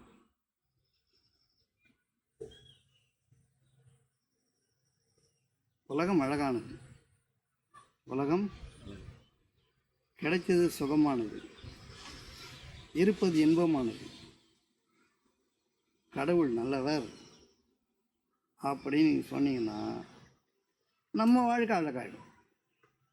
நம்ம வாழ்க்கை அழகாயிடும். யார் இதை சொல்கிறாங்களோ, இருப்பது இன்பமானது, கிடைத்தது போதுமானது, உலகம் அழகானது, கடவுள் நல்லவர், இந்த சர்டிஃபிகேட்டு உங்களால் கொடுக்க முடியுமா? அப்படி நீங்கள் கொடுத்து பாருங்கள், உங்களுக்கு எது இதெல்லாம் கிடைக்குதுன்னு பாருங்கள். கடவுள் நல்லவர் சொல்லி பாருங்கள். கடவுள் யாருன்னு தெரியாது நமக்கு. அதனால் கடவுள்னு சொன்னால் எல்லோரும் சேர்ந்து தான், அகம் பிரம்மாஸ்மி தான். நானும் எல்லாமா இருக்கிறேன். நாய், நரி, பூனை, குருவி, குளவி எல்லாம் அகம் பிரம்மாஸ்மி, நானே அப்படி இருக்கிறேன்னு சொல்லிட்டோம்னா கடவுள் நல்லவர் அப்படின்னு நான் நல்லவன், நான் யாரையும் தொந்தரவு பண்ண மாட்டேன்னு அர்த்தம். கிடைத்தது சுகமானது, இருப்பது இன்பமானது, உலகம் அழகானது. சொல்ல முடியுமா? அப்போ நீங்கள் இது யோகி.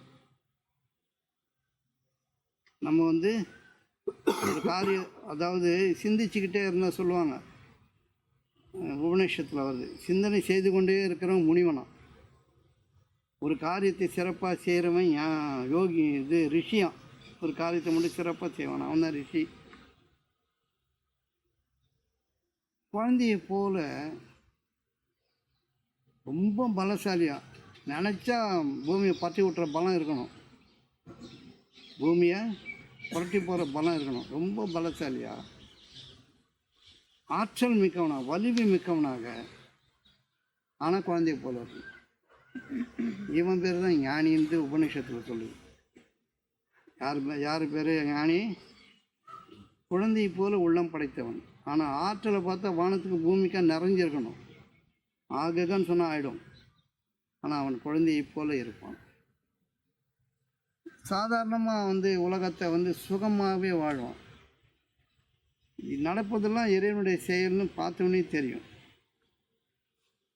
தனக்குள்ள ஆற்றலை கொண்டு பிறருடைய துன்பத்தை தீர்ப்பான், பிறரை நேர்வழிக்கு சேர்ப்பான். அவன் இந்த ஊர் நியாயம், உலக நியாயம் பேச மாட்டான். சொந்த நியாயம் என்னன்னு சொல்லிக் கொடுப்பான். உன்னுடைய சொந்த நியாயம் எது, அதை மட்டும் சொல்லிக் கொடுப்பான். இந்த மாதிரி வந்து உங்களுக்கு ஒரு ஆசான் கிடைக்கணும்.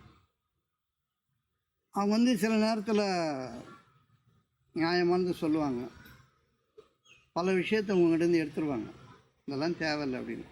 ஆனால் எடுத்தாலே உங்களுக்கு வலிக்கும். இப்போ உங்களால் தாங்க முடியாத சில விஷயங்கள்லாம் சொல்லி விட்ருவாங்க. ஏன்னு கேட்டால் ஒரு பெரிய ஆபத்துலேருந்து உங்களை நீக்கணும். அப்போ உங்களுக்கு எதை சொன்னால் நீங்கள் அதில் மூழ்கி அதில் இருப்பீங்களோ அந்த காரியத்தை உங்களுக்கு ஆக்கி விட்ருவாங்க.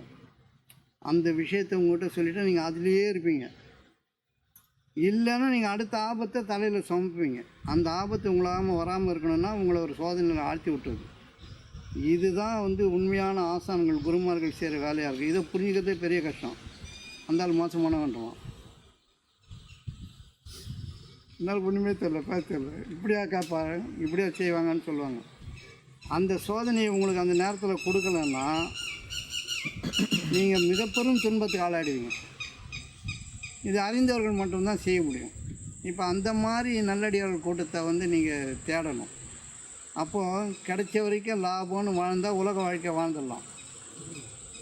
உலக வாழ்க்கையை வாழ்ந்துடலாம். எது கிடைக்கணுமோ அது கிடைக்கணுமோன்ற ஏங்கும் பொழுது மறு உலக வாழ்க்கையை நீங்கள் போகணும். கிடைச்ச வரைக்கும் லாபம் தான் உலக வாழ்க்கை. என்ன குற்றம் சொல்லி என்ன பண்ண போகிறீங்க? யாரை வழி திருத்த போகிறீங்க? யாரை வழி திருத்தி யாரை உங்களுக்கு ஏற்ற மாதிரி உருவாக்கிட முடியும்? உங்களுக்கு ஏற்ற மாதிரி வளைச்சிட முடியுமா? உலகத்தை வளைக்க முடியுமா? ஒரு நாய் வளர்க்குறீங்கன்னு வச்சுங்களேன், அது சோறு போடுங்க. சோறு போடுறீங்களா? போட்டுட்டு கறி சோறை போட்டுருங்க. போட்டுட்டு கையை விடுங்களேன், உங்களை கடிச்சு விடும். சோறை போட்டு கையை விட்டீங்க உங்களை கடிச்சிடும். எவ்வளோ தான் அன்பு நன்றி உள்ளது நாய் அப்படி இப்படின்னு சொல்கிறானுங்க, நம்மளும் அந்த பெரும்பாலும் நாயாக தான் இருக்கிறோம். நம்ம தின்னுபிட்டே தான் கடிக்கிறோம். தின்னி முடிக்கிறதுக்குள்ள கடிச்சிடுறோம். நிறைய தப்பெல்லாம் நம்ம பண்ணி யாருக்காக வளைக்க முடியும்? இயலாமை எல்லாருக்கிட்டையும் இருக்குது. இயலாமை எல்லாருக்கிட்டையும் இருக்குது. எல்லாருக்கிட்டையும் இருக்கிற இயலாமையை புரிஞ்சுக்கிட்டோம்னா சாதாரணமாகிடுவோம். சரி, முடியல போல இருக்கு பாவம், அப்படி தானே சொல்லணும். இப்போ ஒரு வீட்டை கட்டுறீங்க, கடன் வாங்கி கட்டுறீங்கன்னு வச்சுக்கலாம். வீடு கட்டினோடனே ஒரு நிம்மதி இருக்கும். வீடு கட்டியாச்சு, அது கிரகப்பிரவேசம் பண்ணி உள்ளே போயாச்சு. உள்ளே போனேன், நைட்டு சாப்பிட்டு படுக்கும்போது என்ன வரும்? கடன் ஞாபகத்தில் வந்துடும். தூக்கம் வருமா? கடன் ஞாபகத்தில் வருமா? கடன் தான் ஞாபகத்துடும். இன்னும் கருமத்துக்கு வச்சு இன்னும் அது வரைக்கும் குடிசையில் இருக்க வேண்டியதானே. வீடு தானாக வர குடிசையில் இருக்க வேண்டியதானே. நம்முடைய தேவைகளை நம்ம கனவுகளிலிருந்து கடன்களில் ஆக்குகிறோம். கடனில் ஆக்கின பிறகு வாழ்க்கை நல்லா இருக்காது. அது அடைச்சி முடிகிறதுக்குள்ளே ஆயுசு போயிடும், முக்காய்ச்சி போயிடும். அந்த மாதிரி தேவையற்றதின் மீது நீங்கள் உங்களுடைய பெருமையை தேடுகிறீர்கள். தேவையில்லாதன் மீது பெருமையை தேடுறது. இயலாதவங்களை இடித்து துன்பப்படுத்துறது. கடனை வாங்கிட்டு வீட்டை கட்டிட்டு அந்த வீட்டுக்குள்ளே ஒரு நிம்மதியை கொண்டு வரணுன்னா அது ரொம்ப முடியாத ஒரு விஷயம். எல்லாத்துலேயும் பட்ஜெட் பண்ணணும். சம்பளத்துக்கு வேலைக்கு போகிறவங்க, அதாவது நிறைய வியாபாரம் பண்ணுறவங்க, பெரிய பெரிய பிஸ்னஸ் பண்ணுறவங்கன்னா கூட கொஞ்சம் பரவாயில்ல. இந்த ஆஃபீஸ் வேலைக்கு போகிறவங்கலாம் யோசித்து தான் எல்லாம் செய்யணும். வாங்கிட்டு வீட்டுக்குள்ளே போய் அது ஒன்று போதும், பாதி சம்பளம் வாங்கினவொடனே ஓடி போயிடும். அப்புறம் எல்லாத்துக்கும் பட்ஜெட். எப்படி இந்த வாழ்க்கையை நீங்கள் மனவெளி விட்டு நீங்குவீங்க? பொருளாதார பிரச்சனை. உறவுகளே பொருளாதார உறவு தான் நம்மளுது. புரியுது? அது உறவுகளே பொருளாதாரத்தினால் ஆனதுதான். பொருளாதாரம் சரியாக இல்லைன்னா உறவு கட்டிடும். அதை ஒன்றும் பண்ண முடியாது. அது இன்னொருத்தர் கை எதிர்பார்த்து வாழற மாதிரி இருந்துன்னு வச்சுக்கலாம், அதை விட அவமானமான வாழ்க்கை எதுவுமே கிடையாது. எல்லாத்துக்கும் ஒருத்தனை எதிர்பார்த்து வாழணுன்னா அவமானமான வாழ்க்கை தான் நமக்கு. அதனால் எது வேணுமோ அதை விரும்பணும். எது வேணுமோ அதை விரும்பணும். அதுக்காக ஸ்டெப்ஸ் எடுக்கக்கூடாது. முயற்சி திருவினையாக்கணும். நல்ல விஷயங்களுக்கு மட்டும்தான். கடன் வாங்கிறதுக்கு அது தெருவினையாக்கணும். தெருவில் நிறுத்தி விட்டுரும். அதனால் முயற்சி எதில் எடுக்கணும்? நல்லது கற்றுக்கிறதுல எடுக்கணும். நியாயமானதுக்கு முயற்சி எடுக்கணும். அநியாயமான தேவைகளை மனசில் வச்சுட்டு அதுக்கு போய் ஒரு முயற்சி எடுத்து அங்கே போய் இங்கே போய் எதாவது வாங்கி வச்சுட்டு பின்னாடி எப்படி திண்டாடுறது? முடியாதது எதுக்கு செய்யணும்? அப்போது வேண்டியது நான் சொல்ல வழிமுறை எப்போயாவது புரிஞ்சுக்கணும். வேணும்னா விரும்புங்க. வேணும்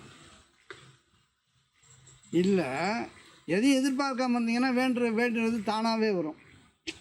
நம்ம வேலையை மட்டும் செய்வோம், நம்ம கிடைச்ச வேலையை செய்வோம்.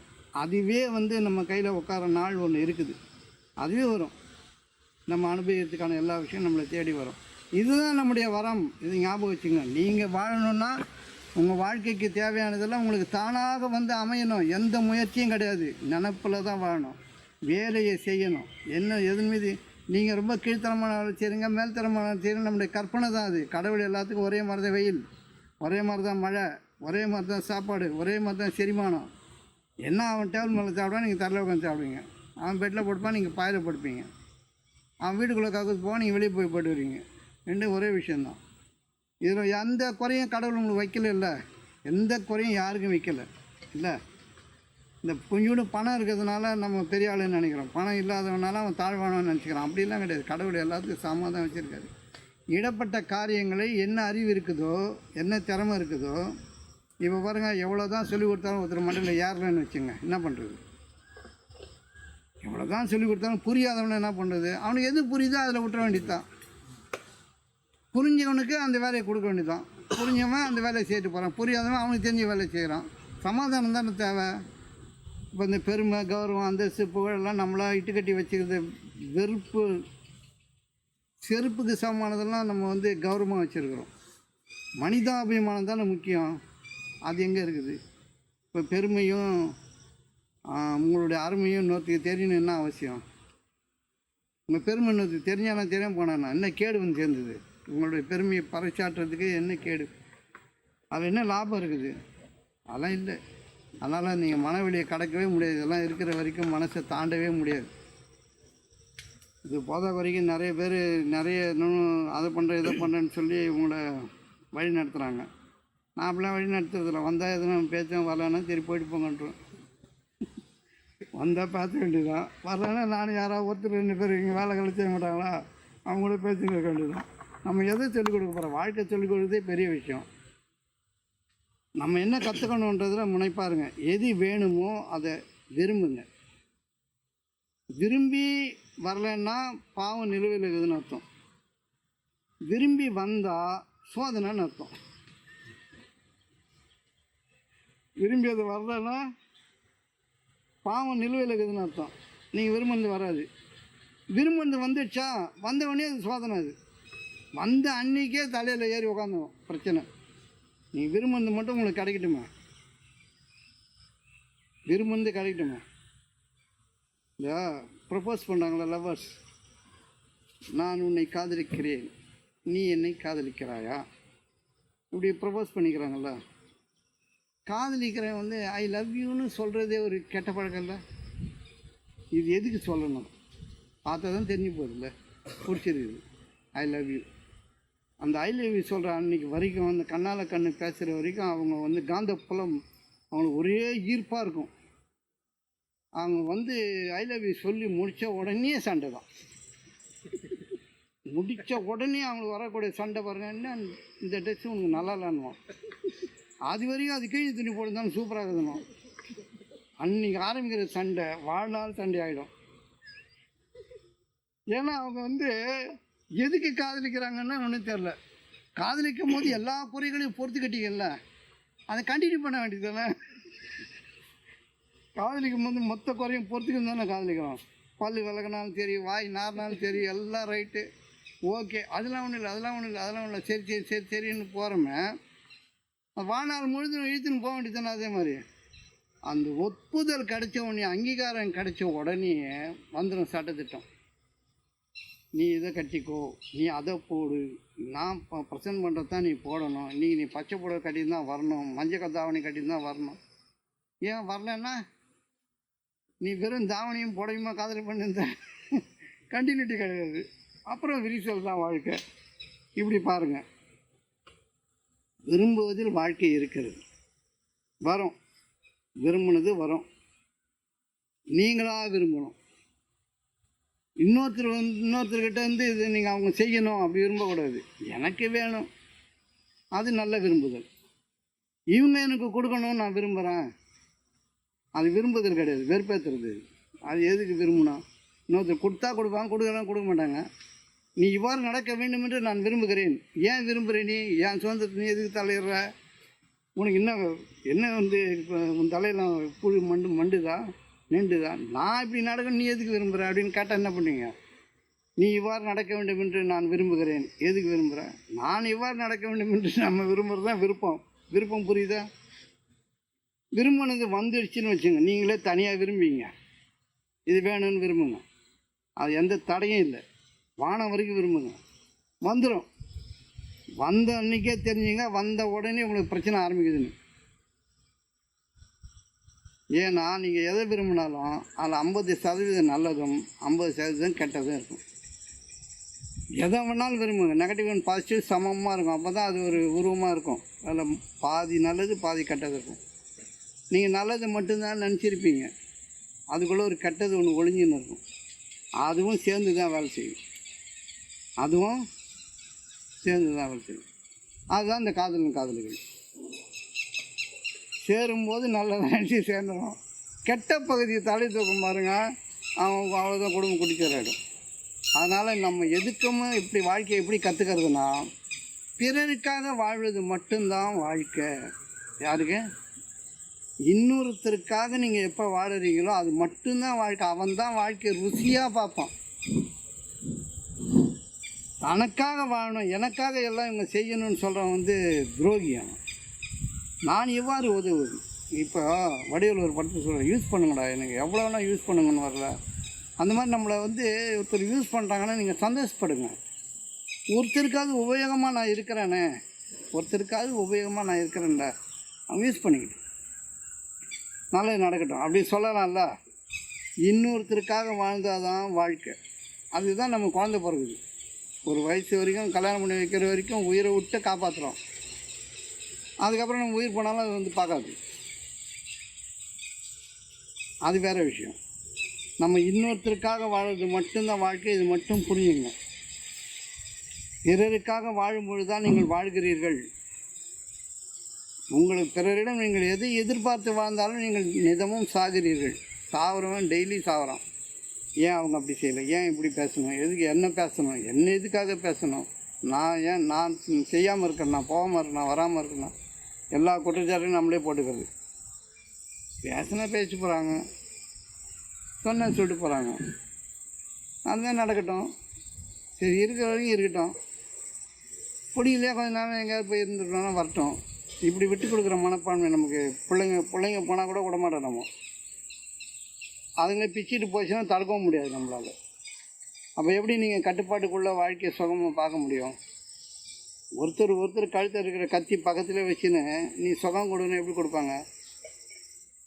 வாய் நிறைய கத்தி தானே இருக்குது, அதெல்லாம் கத்தி பேசுகிறோம். அதுதான் கத்தி பேசுகிறது தான் கத்தி. இந்த மாதிரி வாழறது வந்து வாழ்க்கையை நம்ம நினைக்கக்கூடாது. நம்ம எப்படி வாழணும்? வாழ்க்கை சுகமானது தான். அது முதல்ல நீங்கள் சர்டிஃபிகேட் கொடுக்கணும். வாழ்க்கை சுகமானது, உலகம் சுகமானது, உலகம் அழகானது, வாழ்க்கை இனிமையானது. எப்போ இது? போதும் என்ற மனதோடு வாழும்போது போதும். எதன் பொருட்டு நீங்கள் ஏங்க வேண்டிய அவசியம் இல்லை. வேணும்னா விரும்புங்க, விரும்புறது இருக்குது. ஆனால் எதை விரும்பினாலும் அது சோதனை தான். அதனுடைய தீய பலன்களை நீங்கள் அனுபவித்தே தீர வேண்டும் என்று நான் உங்களுக்கு சொல்லுகிறேன். கண்டிப்பாக அனுபவிக்கணும். அதை அனுபவிக்காமல் இருக்கணும்னா என்ன பண்ணணும்? என்ன வேலையோ அது மட்டும் செய்யணும்.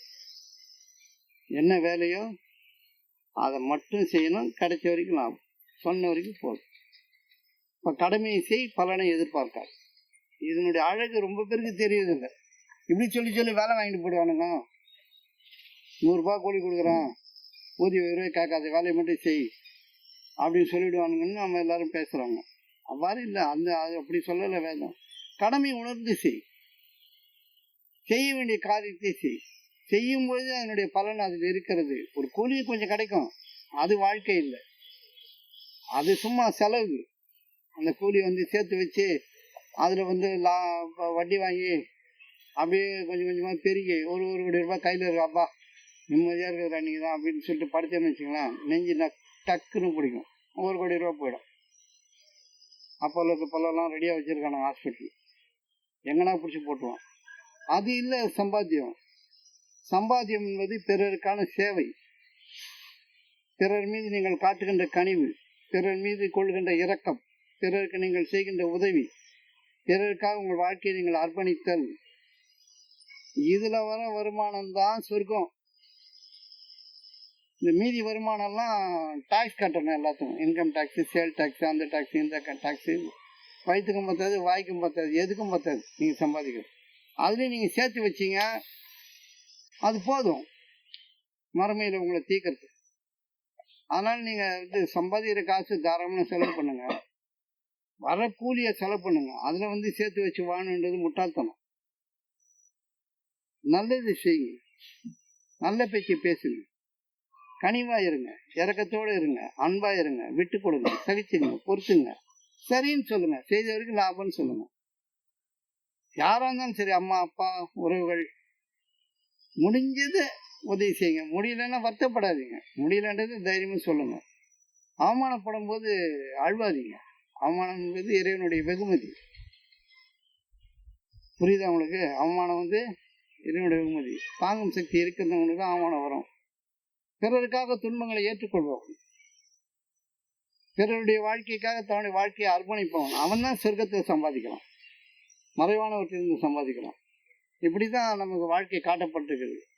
வாழ்க்கை என்பது பிறருக்காக வாழ்வது, ஏங்கி தவிப்பதில்லை, கிடைக்கலன்னு குற்றம் சொல்றதில்லை. போதும்னு சொல்லி நினைச்சு மனசை புதுசாக்கிக்கணும். போதும்னு சொல்லி நினைச்சு மனசை புதுசாக்கணும். இருக்கிற சரி, எல்லாத்துக்கும் ஒரு சமாதானம் வந்துடுச்சுன்னா நம்மளை யார் அசைக்கிறது? ஒரு சமாதானம் வந்துடுச்சுன்னா யார் நம்மளை அசைக்கிறது? முடியாதுல்ல. சமாதானம் இல்லை. ஏன்னா நம்ம எப்போ பார்த்தாலும் யாரையா இப்படி சொன்னீங்கிறோம். நீ செய், நீ செய், நீ பாரு, நீ வை, நீ தான் செய்யணும், அவள் தான் செய்யணும் அப்படின்னு நிறைய கட்டுப்பாடுகளோடு நம்ம சொல்றதுனால வாழ்க்கை ரொம்ப பிரச்சனையாக போயிட்டு. இப்போ நல்லது செய்யும் போது வாழ்க்கை நலமாக போகிறதுன்னு அவர் சொன்னார். கெட்டது செய்யும்போது சக்தி விரயமாகத்தான் செய்யும், கெட்டது செய்யும்போது சக்தி போயிடும். பிறருக்காக உங்களுடைய வாழ்க்கையை நீங்கள் வாழும்பொழுது நீங்கள் சுகவாசிகள், நீங்கள் மிக பெரும் சுகவாசிகளாக ஆகி போவீர்கள். அந்த ரகசியத்தை நீங்கள் புரிஞ்சுக்க முயற்சி பண்ணுங்க. இன்னொருத்தருக்காக இறக்கப்படுங்க. இப்போ ஒரு வீட்டில் ஹஸ்பண்ட் ஒய்ஃப் இருக்கான், வாயாடின்னு இருக்கு பொம்பளைன்னு வச்சுங்களேன். இவர் மட்டும் எல்லா காரியத்தையும் ஒழுங்காக செய்கிற மாதிரி நினச்சக்கூடாது. ஆனால் வாயாடுறாங்க, ரைட்டு, வாயாட்டான். ஒரு கனிவாக ஒரு இறக்கத்தோட, என்ன கோபம், சரி நினைக்கிற மாதிரி இவனுக்கு நான் செய்யறதான் இல்லை, பரவாயில்ல, சரி இவனுக்கு கோபம் திட்டு அப்படி சொல்லிட்டு கொஞ்ச நேரம் கனிம இறக்கத்தோடு இருந்தால் வாழ்க்கை மாறி போயிடும். எவ்வளோ நாள் எதிர்வினை ஆட்டும் போது தானே பிரச்சனை வருது. தாழ்ந்து போகும்போது எப்படி பிரச்சனை வரும்? தன்னைத்தான் தாழ்த்துப்படும், உயர்த்தப்படுவான் இல்லை. இறக்கமாக இருக்கிறதுல அவ்வளோ ரகசியம் இருக்குது. வாழ்க்கையை சுகமாக்குறதுக்கு நம்ம முயற்சி பண்ணணும். சுகமாக்குறதுனா பிறருக்காக வாழணுமே தவிர நமக்காக வாழும்போதுலாம் வாழ்க்கை அசிங்கமாக போயிடும். யாரையும் ஏவல் விடக்கூடாது, ஏவவே கூடாது. அதை புரிஞ்சுங்க. யாரையும் நம்ம குடும்பத்தை, இப்போ அரசாங்கம் வேலை கொடுக்குது, போலீஸ் டிபார்ட்மெண்ட்டு, இராணுவம் எல்லாம் வேலை வாங்கி தான் ஆகணும், அது வேற கடமை. அது இல்லாத கடமைகளில் நம்ம சொந்த பந்தம், மனைவி, மக்கள்கிட்ட இயன்றவரை நம்ம முதல்ல போய் செய்யணும். நம்ம முதல்ல போய் செய்யணும். சரியா? வேலை வாங்கினோம் குற்றம் சொன்னோன்னா உங்களுடைய வாழ்க்கை அலங்கோலமாக போயிடும். இதை நல்லா புரிஞ்சுக்கணும். அப்புறம் இல்லாததுக்கெல்லாம் மனசு போட்டு குழப்பிக்கூடாது. இருக்கிறதுல வாழ கற்றுக்கணும். தேவையில்லாதது அப்படி பண்ணிடலாம் இப்படி பண்ணிடலான்னு மனக்கணக்கு போட்டு போட்டு வாழ்ந்து வாழ்க்கையை இழந்துடக்கூடாது. இருக்கிறத சுகமாக, அது எப்படி சுகமாக்கணுன்ற அறிவோடு நம்ம வாழ்ந்து அந்த வாழ்க்கை இனிமையாக தான் இருக்கும். இப்போ நல்லா புரிஞ்சுங்க. இந்த வாழ்க்கையோட ரகசியம் நான் உங்களுக்கு சொல்கிறேன். எல்லாமே உங்களுக்கு தானாக நடக்கணும். எல்லாமே தானாக நடக்கணும். அதுவாக நடந்தால் தான் அது ஆண்டவன் கொடுக்கறது. கேட்டு வாங்கினா பிச்சை, விரும்பி வாங்கினா சோதனை. புரியுதா? வரணும், வேணும் வேணும் வேணும் வேணும் வேணும் வேணும் அதில் மேயறிங்க பாருங்க, அது சோதனையோடு தான் வரும். என்ன வேலை? இந்த வேலையை மட்டும் செய்யுங்க, கடமையை செய்யுங்க. அதில் தான் நீங்கள் இருக்கிறீங்க. நீங்கள் வேணால் கரெக்டாக ஆகிட்டுங்க, நான் இன்னும் வேணான்னு சொல்ல. இப்போ நீங்கள் வந்து சாதாரண ஒரு கிளார்க்காக இருக்கிறீங்க, வேணால் கரெக்டாக மாறிங்க. அது உங்களுடைய விருப்பம், நீங்கள் மாறிக்கலாம், இதில் எந்த தடையும் இல்லை. மாற முடியலன்னா என்ன பண்ண முடியும்? குற்றங்கள் தான் செய்கிறோம், சொன்ன வேலையை செய்கிறோம், இட்ட பண்ணி செய்கிறோம், செய்துட்டு வர வேண்டியது தான். அதில் என்ன கோபம்? மேலதிகாரி திட்டத்தான் தான் செய்வான். யோ நேயா அங்கே போய் நின்று இருக்கிறேன், வீட்டில் பிரச்சனை சார்னு சொல்ல முடியுமா அவங்ககிட்ட போய்? மனநிலை சரியில்லை, நைட்லாம் தூக்கம் இல்லை சார்னு சொல்ல முடியுமா? அது அவங்க பிரச்சனை, அது அவங்க குடும்ப பிரச்சனையை வந்து வேலை செய்கிற இடத்துலாம் சொல்ல முடியாது, காட்ட முடியாது. நீ ஏன் வேலை செய்வது தான் காப்பான், அந்த இடத்துல கடமையை ஆற்றணும். அப்போ குடும்பத்தை ஒழுங்காக வச்சுக்கணும்ல. இப்போ குடும்பம் ஒழுங்காக வச்சுட்டா எல்லா இடத்துலையும் கடமையை வேலை செய்யலாம். குடும்ப கடமை இல்லாத கடமைகளை சரிவர ஆற்றும் போது வேறு இடத்துலையும் நமக்கு பிரச்சனை கிடையாது. அதனால் குடும்பம் என்பது ஒரு பல்கலைக்கழகம். நீங்கள் கற்றுக்கொள்ள வேண்டியது ஏராளம் இருக்கிறது. ஒரு பெண்ணிடமிருந்தும் ஒரு ஆணிடமிருந்தும் ஏராளம் கற்றுக்கொள்ள முடியும் என்பதை நீங்கள் அறிந்து கொள்ளுங்கள். அதுக்கு தான் குடும்பம். பார்க் போகிறது, சினிமா போகிறது, சுற்றி பார்க்குறது, அதை பண்ணல இதை பண்ணல அப்படி பண்ணல, நகை இல்லை நட்டு இல்லை, பிரேசியர் உண்டா, ஒரு பிரேசியர் உண்டா, என்ன அது நீங்கள் மூக்கில் போடுவாங்களா, பேர் என்ன, தாசரா,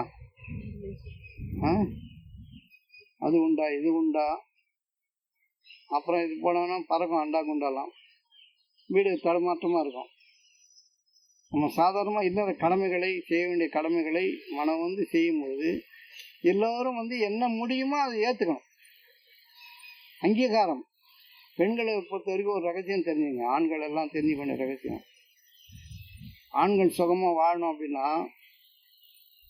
எந்த நேரத்திலும் தப்பி தவறி கூட மனைவியை கிண்டல் பண்ணக்கூடாது.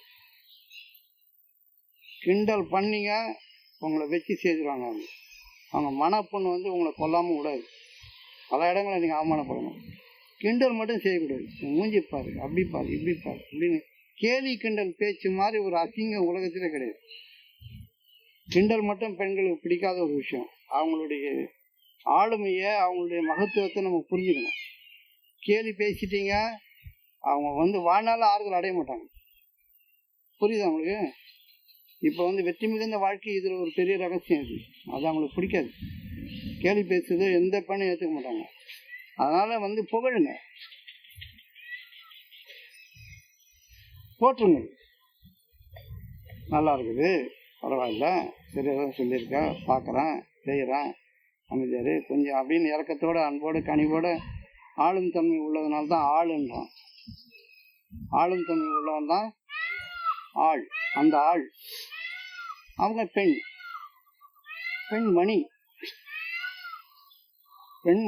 பெண்மணியை ஆளுபவன் ஒழுங்காக ஆளனா அந்த குடும்பம் நல்லா தான் இருக்கும். புரியுது உங்களுக்கு? இப்போ இந்த பக்கம் லைட் ஏற்றுனாங்க, இது புரிஞ்சுதா? இப்போ மனவெளியை கடக்க முடியுமா முடியாதா? கடந்துடலாம், சாதாரணமாக கடக்கலாம். கிடைச்ச வரைக்கும் லாபம், இருந்த வரைக்கும் போதும், செய்த வரைக்கும் போதும்னா முடிஞ்சு போச்சு. இல்லை ஆணோ பெண்ணோ இந்த எண்ணம் வந்து நியாயம் தானே? ரைட்டுன்னு சாண்டை சொன்ன மாதிரி ரைட்டும் போயிட்டே இருக்கணும். அப்படியே வைங்க போதும், அப்படியே வைங்க போதும். போதும், அப்படியே விட்டுருங்க. இப்போ இந்த தீட்சை திருநாளில் என்னென்ன தீட்சை கட்சின்னு யாருக்காவது புரியுதா? தீட்சை என்ற வார்த்தைக்கு பொருள் ஆரம்பித்து வைத்தல். ஸ்டார்ட் பண்ணி வைக்கிறோம். இப்போ இன்னைக்கு நம்ம என்ன ஆரம்பிச்சு வைக்கிறோம்?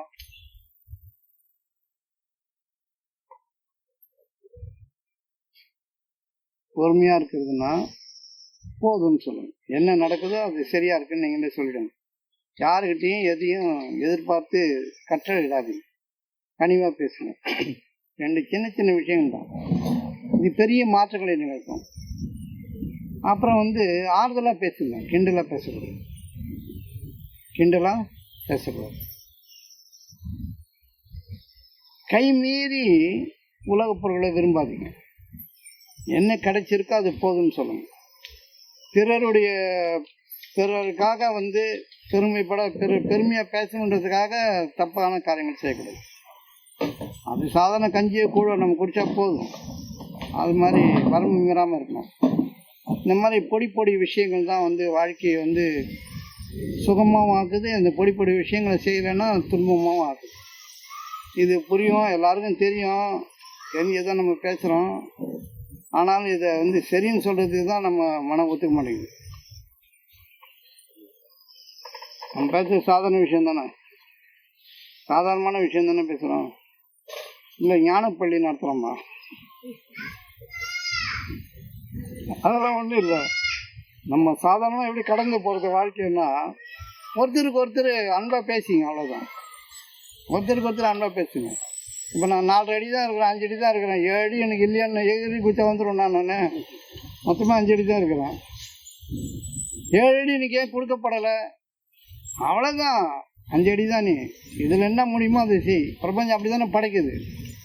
அது என்ன பேதமை வேண்டியிருக்கு? உங்களுக்கான தனித்தனி அகங்காரம், அறிவு, ஆற்றல், திறமை, ஒழுக்கம், நீதி, நியாயம் நீங்களே வச்சுங்க. அது இன்னொருத்தர் மேலே ஏற்றாதீங்க. ஏற்றினீங்கன்னா அவங்க வெடிச்சிருவாங்க. தாங்க முடியுமா? அது முடியாது. அதனால ஆன்மீகம் என்பது வேற எல்லையில் கற்றுக்கொள்ள வேண்டியது. இன்னொரு எல்லை இருக்காது, இன்னொரு பகுதி. அந்த பகுதிக்கு நம்ம முதல்ல வந்துடணும், சரின்னு சொல்லணும்.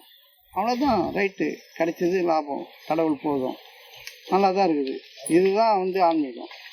இதுக்கப்புறம் வந்து நிஜமான ஆன்மீகம் ஒன்று இருக்குது. அந்த பகுதியை தான் நிறைய பேர் போதிக்கிறாங்க. இந்த பகுதியை விட்டுட்டாங்க. வானம் பூச்சரிக்கிறது. போதுமான